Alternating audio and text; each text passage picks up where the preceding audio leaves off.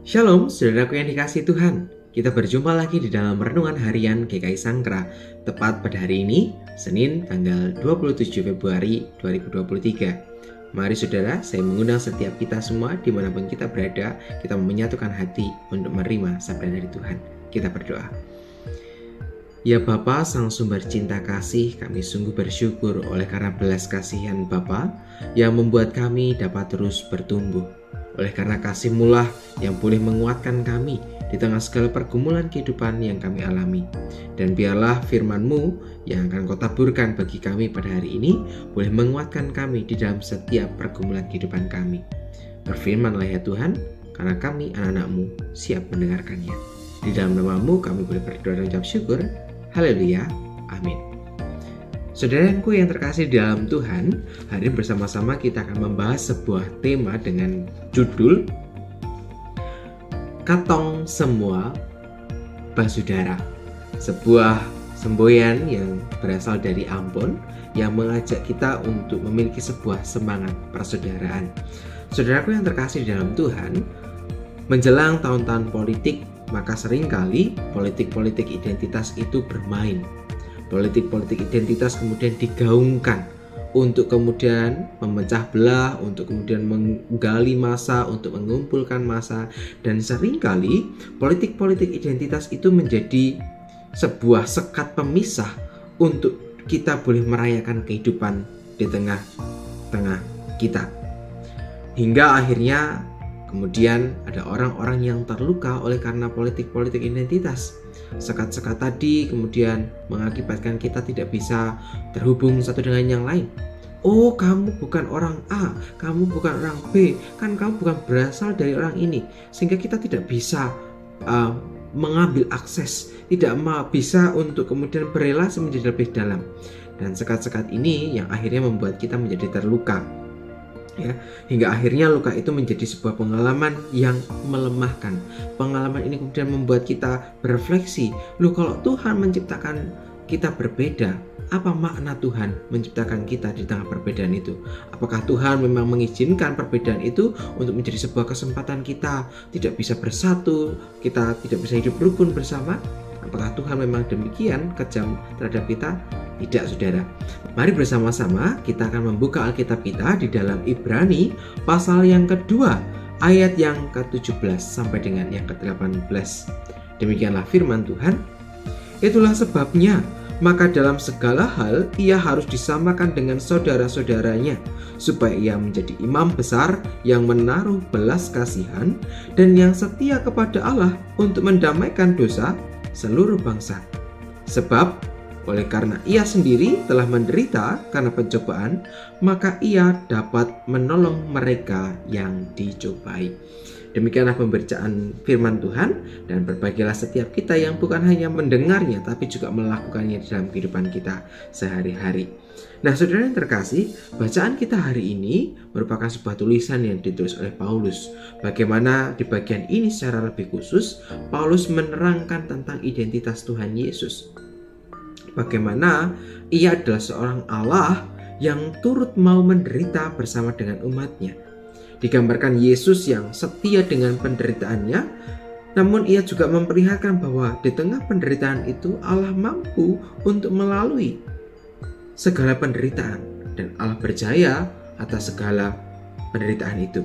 Nah, maka kemahakuasaan itu hadir dalam diri umatnya dengan ia mau mengutarakan belas kasihannya dengan cara Allah hadir dalam kehidupan umatnya. Allah hadir dalam setiap pergumulan umatnya. Maka kita bisa melihat di ayat-ayat sebelumnya bagaimana sebenarnya kita itu tidak layak untuk mendapatkan kebaikan Allah. Sebab kita adalah manusia yang sudah jatuh dalam dosa, yang akhirnya akibatnya adalah kita hidup dalam penderitaan. Namun oleh karena belas kasihan Allah, sehingga ia kemudian mau untuk hadir di dalam kehidupan kita. Maka sebenarnya kita tidak layak untuk mendapatkannya. Mau bagaimanapun kita berjuang, kita tidak akan bisa untuk menyelamatkan diri kita. Namun sekali lagi, Paulus mengatakan di dalam bagian ini, supaya kita bisa melihat bagaimana cinta kasih Allah boleh hadir dalam diri kita. Maka penderitaan diajak untuk kemudian dilihat sebagai sebuah upaya untuk bergumul bersama dengan Tuhan. Maka di dalam kejatuhan kita, Allah turut bertindak. Allah mau hadir di dalam kehidupan kita, menarik kita dari belenggu dosa. Ia mau menjadikan kita sama seperti seorang saudara. Meskipun kita tidak setara dengan Tuhan, meskipun kita hidup dalam aib, dalam belenggu dosa, namun Ia mau mengangkat kita dari belenggu itu. Dan bukan hanya mengangkat, tapi Allah mau memulihkan kehidupan kita. Nah, ketika kita sudah merasakan belas kasihan, kita sudah merasakan kemurahan hati Allah, maka Allah juga mengundang setiap kita untuk juga boleh merayakannya dengan kita juga mau menjadi alat bagi Allah untuk menyatakan belas kasihan kita bagi sesama kita. Nah, saudara yang terkasih dalam Tuhan, Yesus yang begitu mulia tadi tidak mengenal dosa. Ia bersedia untuk menjadikan semua manusia sebagai saudaranya. Maka sudah seharusnya kita yang juga mau menjadi pengikut Kristus, kita juga dipanggil untuk menjadikan semua orang menjadi saudara kita. Maka ungkapan katong semua bersaudara mengajak kita untuk memiliki sebuah semangat. Tidak mengenal identitasmu, kamu mau golongan apa, kamu punya apa, apapun itu tidak menjadi batasan.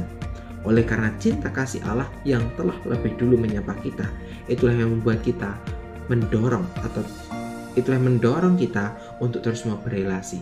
Itulah yang membuat kita terdorong untuk menyatakan cinta kasih Tuhan.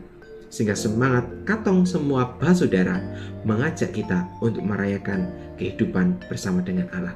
Kiranya firman hari ini boleh semakin mengarahkan kita di minggu-minggu Prapaskah untuk mau hadir di tengah kasih Allah dengan kemurahan hati Allah. Kita diajak untuk menyatakan kemurahan itu bagi saudara-saudara kita. Kiranya firman ini boleh meneguhkan kita di tengah-tengah masa Prapaskah ini. Mari kita satu di dalam doa kembali di dalam Tuhan. Kami sungguh bersyukur Tuhan ketika Tuhan boleh mengingatkan kami di tengah segala identitas yang Tuhan berikan, di tengah keberagaman itu Tuhan mau supaya kami bersatu hati. Sebuah semangat katong semua bersaudara, sebuah semangat untuk mau secara holistik mau menerima, merayakan kehidupan bersama-sama.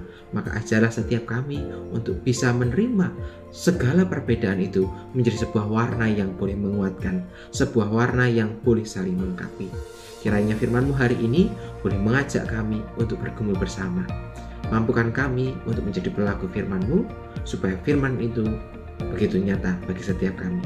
Terima kasih ya Bapa, di dalam nama-Mu, Putra-Mu Tuhan kami Yesus Kristus, Sang Sahabat yang telah lahir ke dalam dunia. Kami berdoa dan mengucap syukur. Haleluya. Amin. Saudaraku yang dikasihi Tuhan, demikianlah perenungan kita di hari ini. Selamat melanjutkan persiaran hidup, selamat melatih kembali diri kita di tengah masa Prapaskah ini. Kiranya kasih dan cinta kasih Allah terus menangi saudara dimanapun saudara berada. Tuhan memberkati. Sampai jumpa.